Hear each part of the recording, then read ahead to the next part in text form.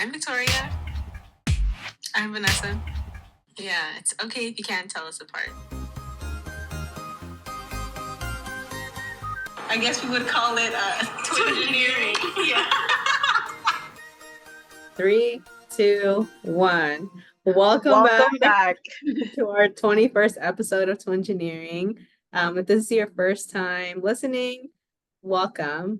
Just to tell you about a little bit about our podcast, we made this as a resource for Latinas and other minorities in engineering to provide resources and insights about our experience in engineering. And we also started bringing on guests, which could provide more perspectives and just be a better resource. So if this is your first time, welcome.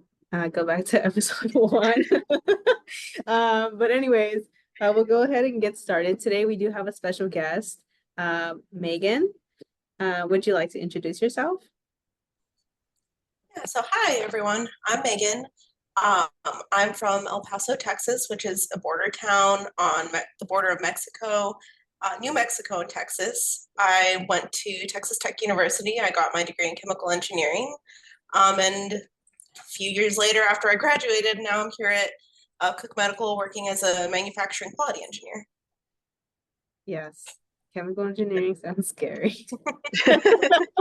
So electrical sounds scary. We're all scary girls. So we'll just get into the podcast. So we do like to start off with some weekly highs and lows. We'll start with the lows and then we'll bring up the energy. So I'll go first and then we'll just go around. So weekly low. A few weeks ago I got pulled over. And I was like scared. I was like, what did I do? Also, I was on my way to work and I was like, dang, like this is how my day is starting. Anyways, and basically my tags were expired, so it was my fault, unfortunately. And I was like, he's like, oh yeah, your tags are expired. And I was like, oh, I didn't know.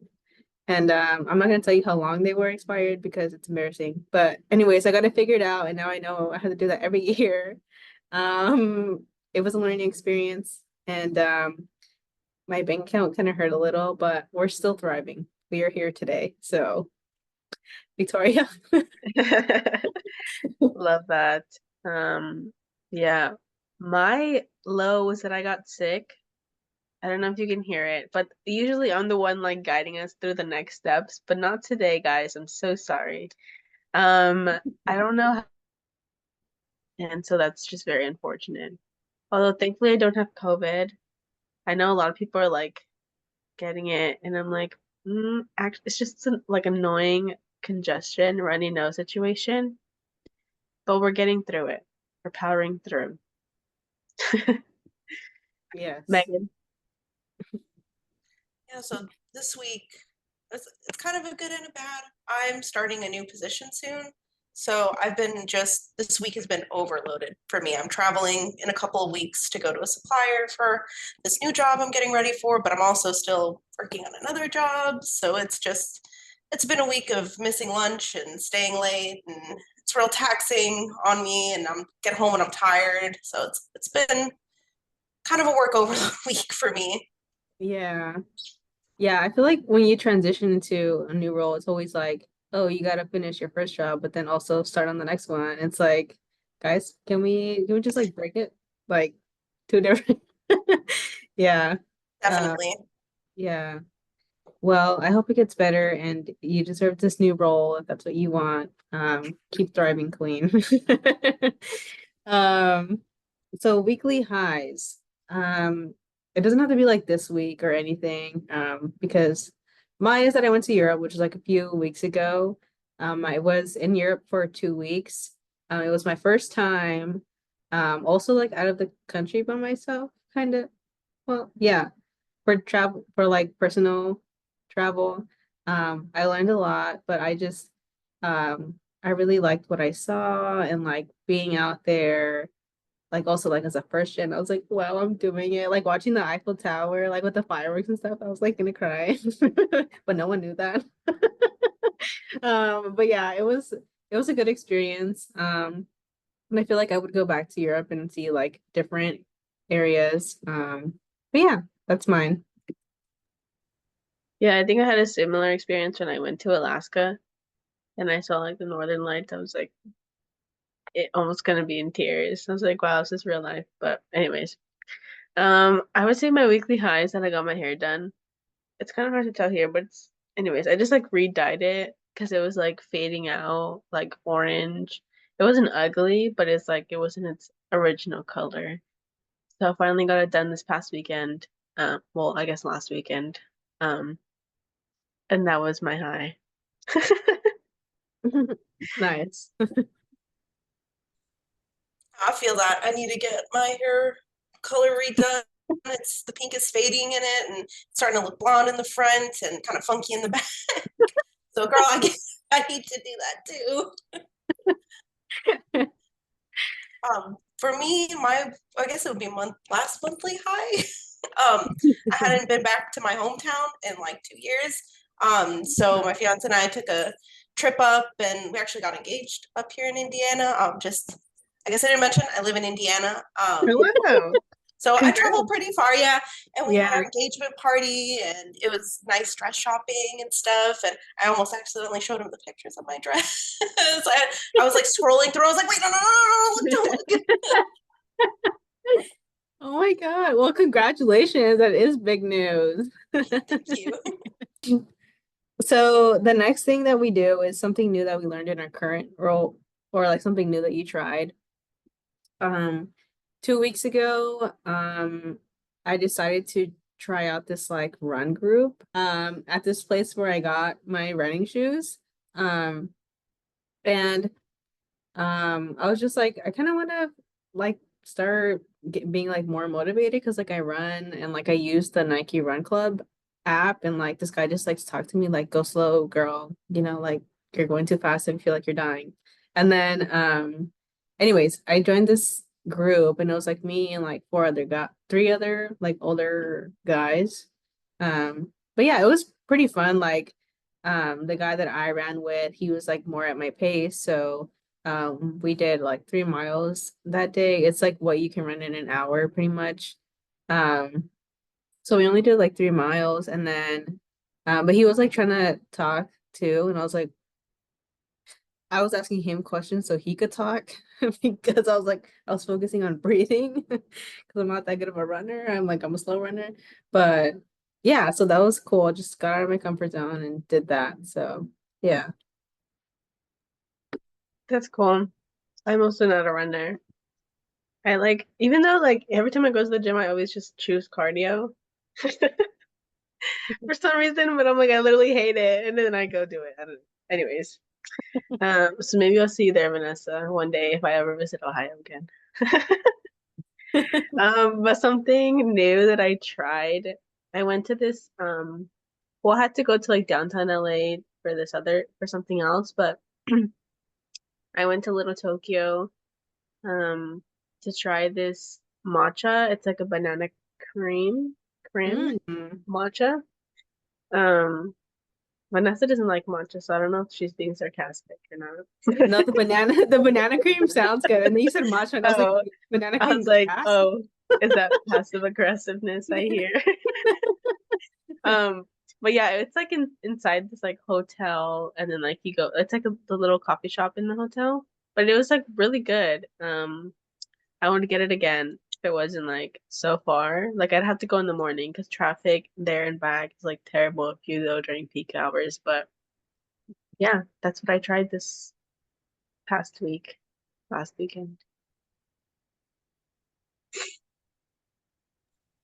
That sounds so good. I love matcha. I know some people think it tastes like grass clippings, but I like the grass clippings. You're like, Grass. have you heard that sound where it's like, if matcha tastes like grass, then I'm a cow. Honestly, I could eat so much matcha. I am also I'm not a cardio girly. I respect anybody who tries doing any running because I am like dead on the floor if I try to run. I guess does hiking count as cardio? Yeah, I think so. Yeah. Like walking does, right? We walk. Well, I can't run. I'll walk.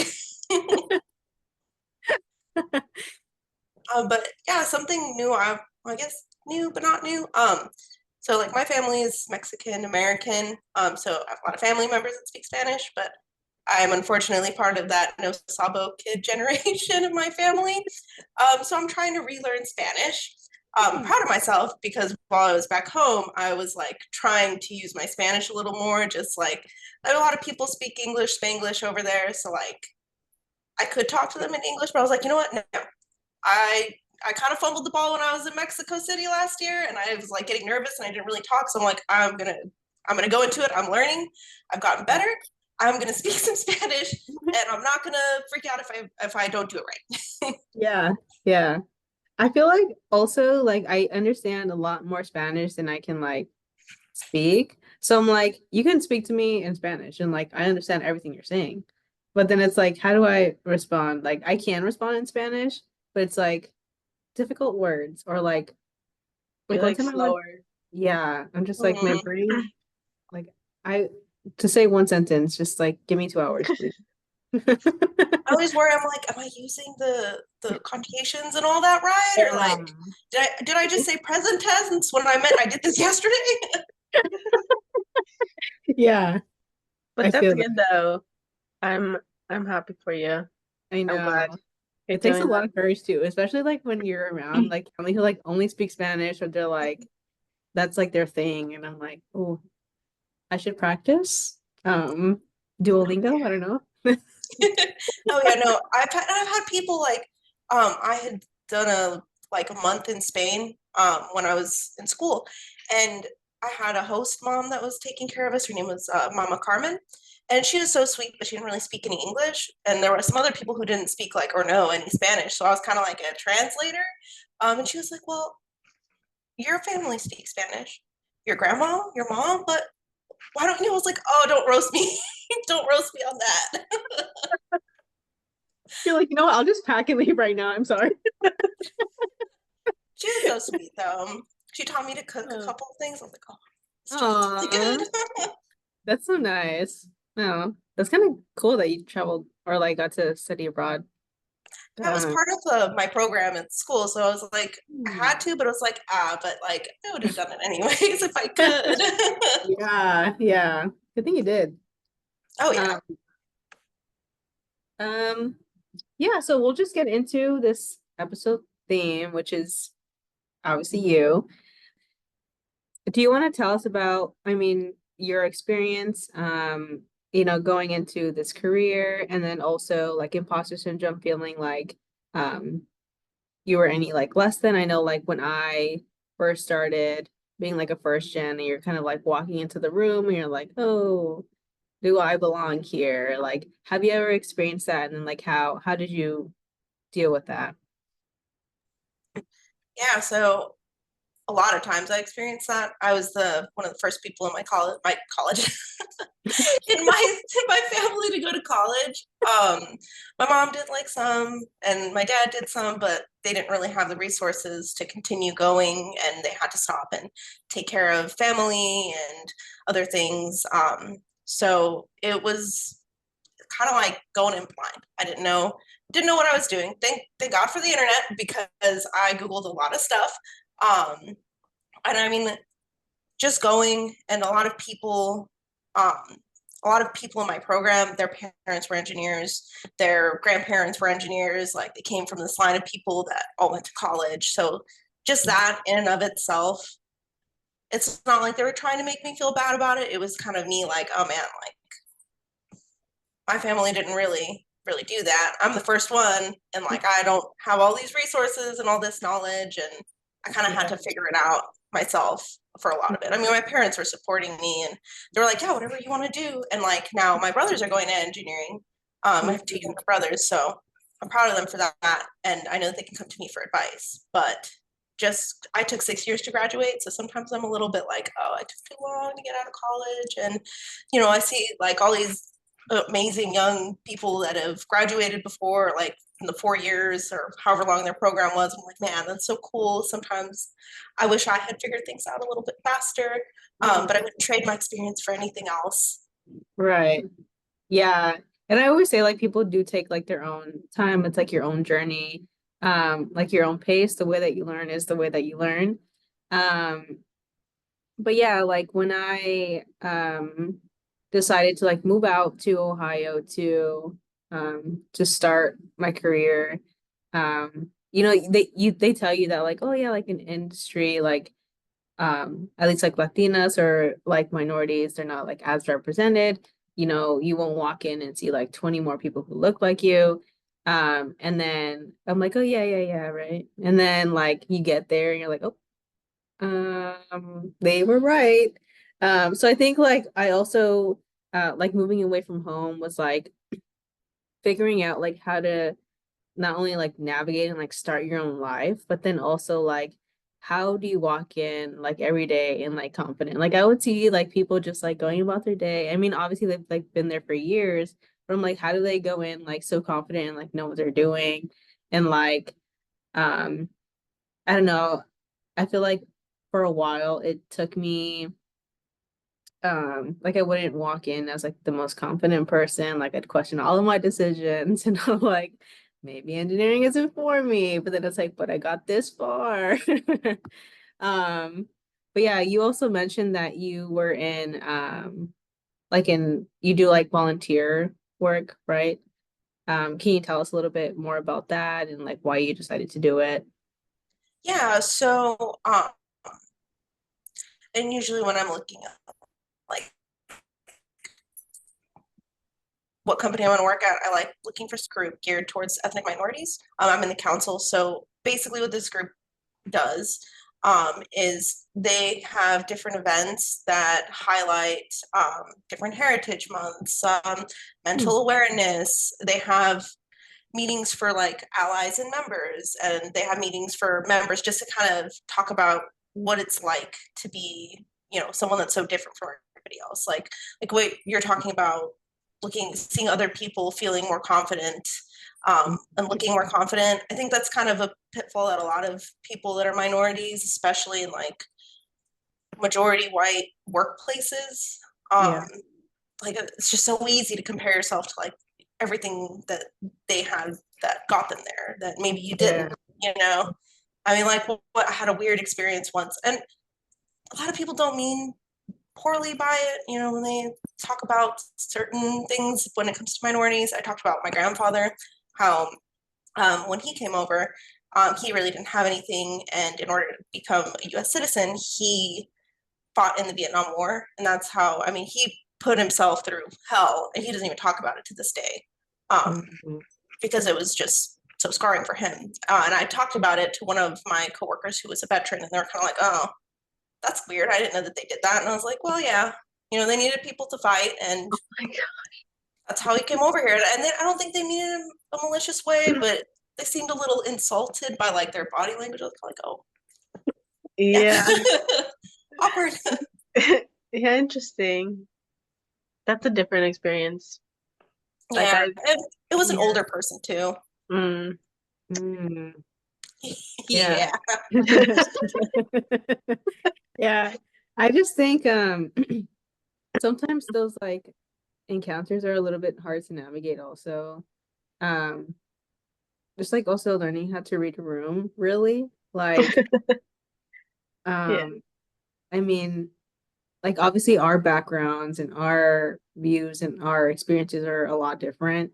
And sometimes like trying to like explain that to someone else like who had a different background, like there probably will never be a like good understanding between the two. Like maybe they'll hear you out, but they'll never like fully understand what it was like, you know?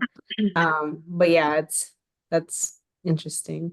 Yeah, and that's part of why like the ethnic minority business resource group is there. It's to give people like me, people who've had those weird experiences, a chance to kind of talk about it to other people. Because I mean, there aren't a lot of other Mexican American or other people of color that I immediately work with, or that I know I do, because it might be like they are a person of color and I just don't know because I've never talked to them in person. So it's like a nice way to like, oh hey, like you're a member of this group, like we should like get lunch and chat and talk about things that like maybe we can't talk about with other people because gets a little weird when it comes up. Those kinds of topics come up.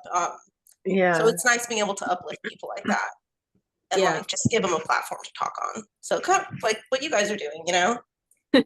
Yeah, I think like finding that community is like also like what got us through college as well. Because I'm also a part of a business resource group at Honda. Just because like when I moved out there, I was like, I don't know anyone. Just like building connections, but also like finding a community, trying to make somewhere new feel like home. But yeah, me and Victoria was talking about like the importance of community and how like especially for like first gen, like it really helps you get through like your biggest challenges because you know that you're not in it alone. Like people who are like you with similar backgrounds are actually doing it. Gives you motivation to just like keep going. Like if they do it, so can I. Um, but for I don't know if there's like anything else you wanted to add before we get into the actual like submitted questions. Yeah. No, just don't be so hard on yourselves, you know? Yeah. Like I feel like especially as first generation, like minorities going to school and doing something that your parents, your grandparents never done. It's scary and it's easy to put so much pressure on yourself to be like, I need to do this perfectly. I have no room to mess up. But like, you know, I look back on myself and I think about all the times I might have passed something up or I might have been too hard on myself when really I should have just been like, you know what? Things are the way they are. It's okay to mess up. You're human and you're just going to move forward from it. Right. Yeah. And I think even now, like after college, like you also like you just like keep going because you're like, I have to keep going, I have to keep, and you don't like, and also I'm talking to myself, but like you don't take the time to like really look back at like all the things that you've done, have accomplished. Like I had an interaction yesterday because I also I have like an outside internship, but it's more for like an organization in the community, and I do like event planning production, so it's like totally different from engineering. But our like DJ instructor, because we have like youth programs, he like came over and he saw like my UC Davis engineering sticker on my laptop, and he was like, "Oh wow, who went to UC Davis?" And then I was like, "Oh, me." And he's like, "Oh, what did you study?" And then I was like, "Electrical engineering." And then he was telling me how he like that's what he really wanted to study, and like he got accepted to UC Davis, but like he couldn't afford it. And so he like went to another school, but like he eventually like didn't finish, and he was like asking me all these questions, and like I was telling him about like all the stuff that I had done. He was like, "Wow, like that's so amazing, that's so cool." And I was like, "Oh yeah, yeah, like I guess yeah, like when you talk about it." And then so it's like good to like look back and like reflect, and just like you said, Megan, like not be so hard on yourself. So yeah, good advice. Yeah. Just to add on, like I was thinking about this because like I have a co-op and he's been like my co-op for like 2 months. But his term is short. But anyways, that doesn't matter. On like Thursday or something, like we were having lunch together and then he was like it's crazy. Like he was talking about like him like moving away from home for this co-op and how he was away for like 2 months. And he's like, yeah, like I don't know how you did it really, like, because I'm from California, I moved to Ohio, and he's like, and you've been over here for like 2 years. He's like, props to you, like you should be proud of yourself. And then I was like, why is my co-op giving me a motivational like It's hard. It's so hard. Yeah, yeah. But then that made me realize, and I was like, you know what? He's like kind of right. Like, and I remember back to like when I first moved and like it was just like so hard to like adjust. Because like I know Victoria and I moved away for college, but we were together, it was like I still had someone. And then it's like now it's easier for me than it was in the beginning. It's like I feel like you don't also like realize the progress you make or like how much you grow, as like Victoria mentioned, until like maybe someone brings it up or you're like, oh yeah, I guess I did do that, or this was an accomplishment. And yeah, I think it's also important to like celebrate your wins, like no matter like how small they are, how big they are, like it's good to celebrate those because um for us, I feel like they're always like pretty big wins. Yeah. I feel like that's part of being Latina too, you know, like just our families put so much pressure on us because we're women too, and we're always looking at like, okay, what can I do better? How can I get to the future instead of looking back and being like, oh, I kicked ass, you know? I'm awesome. Yeah, yeah. So yes, props to all of us. Yeah. But we'll go ahead and get into the submitted questions. So what motivated you to pursue the volunteer work that you do? Just my whole experience of not knowing kind of how to navigate that. And also, one other thing I've tried working on, I'm trying to do over here is getting our company in contact with like other young women in college. So we're going to a ship conference, I think, in a couple of months. So just being able to give out the hand to people like me that struggle to find an internship, struggle to find a job, and just be able to be like kind of a word of advice, like, hey, you know, you're gonna get through this, and I can help you and give you advice if you need it. That's just kind of what pushes me forward to do that. I don't like seeing people suffer the way I did. No. Yeah, I'm always like, what do you need from me? Like to like everyone else who like that was in the lower grade.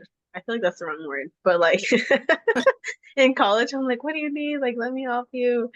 Like, I struggled too much. It's like I don't want anyone else to go through that. Yeah. Yeah, I think it's like if you can make it easier for like someone else after you, like why not? You know? Yeah, exactly. Like they don't have to struggle. Like we don't all have to, guys. Let's help each other. Together we're strong. Yeah, I don't get the people who are like, well, I had to, so they have to go through it also. I'm like, they don't though. Make it better. What, you didn't want to go through it? Why do you want someone else to go through it? Right. Okay, so the next question is, why did you choose chemical engineering? I haven't really ever thought about that, honestly. So originally I wanted to do art. But I want to be I wanted to be a little more self-sufficient, and I've always loved high school, middle school. I always loved science and math, even though it might not have been my main passion at the time. I really learned to love it more as I went through college. Like I said, I went to school for like 6 years. I took longer. That's because I fumbled around for a little bit because I didn't know what I wanted. I didn't know how to figure out what I wanted. And I just kind of wound up in engineering and wound up in chemical engineering. And I was like, man, I love solving hard problems. And when I did group work, I liked working with multiple people to figure out a solution to a problem. And it just eventually clicked for me from there. I kind of just stumbled into it. It was your calling. You're like, I didn't find chemical engineering. Chemical engineering found me. It kind of did, which is weird because who willingly puts himself through that? I know. I like remember, well, I guess Vanessa mentioned earlier, I know if we were filming, that like we took one chem class, and like honestly I liked chem in high school. And then I got to college and I was like, literally, what is this?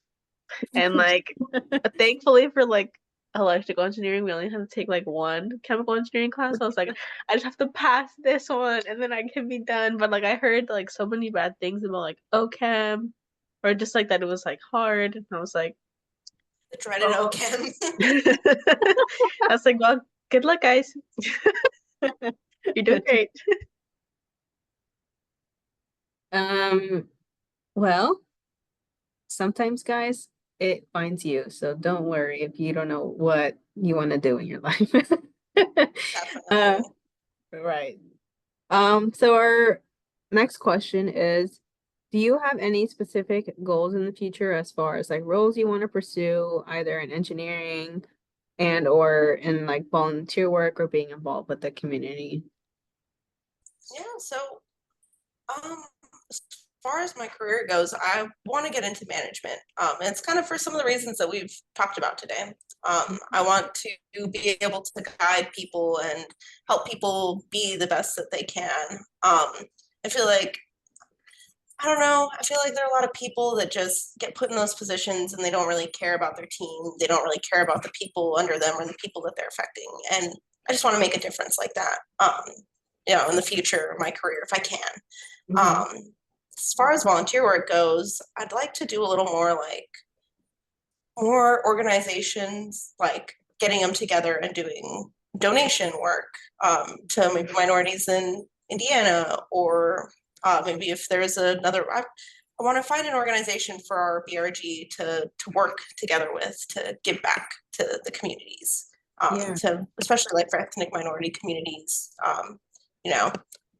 A lot of my family didn't come from a lot.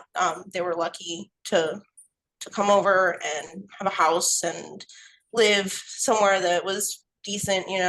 I was fortunate to have more because, as the generations go, it gets better, right?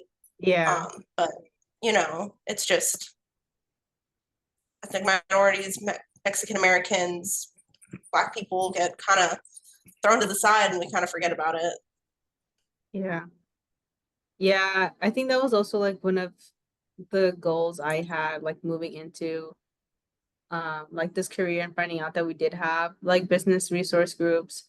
I think there's a lot of value in them. And I think also like it's a reason why like recent like graduates choose to go to these companies because they know that like because they have these groups like diversity and inclusion is like pretty much like at some sort of the top of the list, or they have, like it's important to them. So even now I think people ask like in the interviews like, oh, um what does your work environment look like what does your company do to like improve like diversity? And I think that's a big question, especially for a lot of like first gens who are we see like an increase in graduates like from like minorities and especially like Hispanics as well. And that's like a big factor. Like, will I feel um like welcomed in my work environment? Do I feel like I can continue like and succeed in this company? But yeah, so I think there's a lot of value in them. And I know like I feel like out here I can't really help as far as like an outside in the community. But I think since Victoria and I started this podcast, I was like, okay, you know, I feel like I'm doing something of some sort to be a resource where where I can't physically be in like a community that I fully connect with. But yeah. Yeah, and I think it's like in this way, like, and thank you, Megan, for coming on. Obviously, like we can reach out to people from wherever, and then they can like choose an episode that like they feel they resonate with, and like hopefully gain some like pieces of knowledge or like insight. But yeah, obviously we wouldn't be able to do that with all of our guests, and being willing to like be on our podcast. I know it can be a little nerve-wracking sometimes, but yeah. No, definitely. And thank you guys for having me. I think the most important thing is just to talk about it and for other people to get involved and talk about it, right? Yeah. That's how we get better and that's how we get stronger and that's how we improve things. Yeah. And also building these connections. Thank you to anyone who listens to this podcast or this episode. Huge thank you to Megan for being a part of this and providing your perspective and your insight, your advice as well.